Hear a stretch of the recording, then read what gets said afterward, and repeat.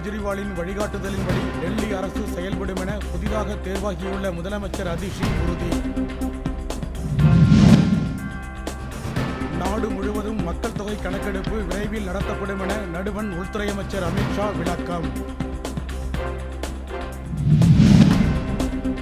திருநெல்வேலி அருகே இருசக்கர ஊர்தி மீது சரக்குண்டு மோதிய விபத்தில் 2 குழந்தைகள் உட்பட ஒரே குடும்பத்தைச் சேர்ந்த 4 பேர் உயிரிழப்பு. தமிழ்நாட்டில் தென்மேற்கு பருவமழை இயல்பை விட 31 விழுக்காடு அதிகம் பெய்துள்ளதாக சென்னை வானிலை ஆய்வு நிறுவனம் தகவல். பெரியார் பிறந்த நாளையொட்டி ஈரோட்டில் உள்ள நினைவிடத்தில் அவரது பேரன் EVKS இளங்கோவன், மாவட்ட ஆட்சியர் உள்ளிட்டோர் மரியாதை.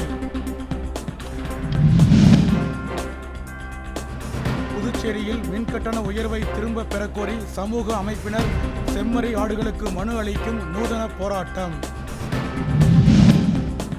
முதலீடுகள் குறித்து கேள்வி எழக்கூடாது என்பதற்காகவே மதுவிலக்கு என்ற அரசியல் நாடகம் நடைபெறுவதாக நடுவண் அமைச்சர் எல். முருகன் விமர்சனம்.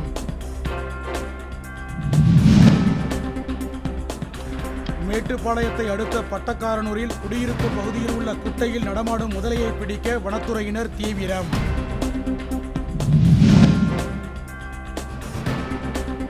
தேர்தல் வாக்குறுதியை நிறைவேற்றாத திமுக அரசை கண்டித்து கிருஷ்ணகிரியில் ஓய்வு பெற்ற போக்குவரத்து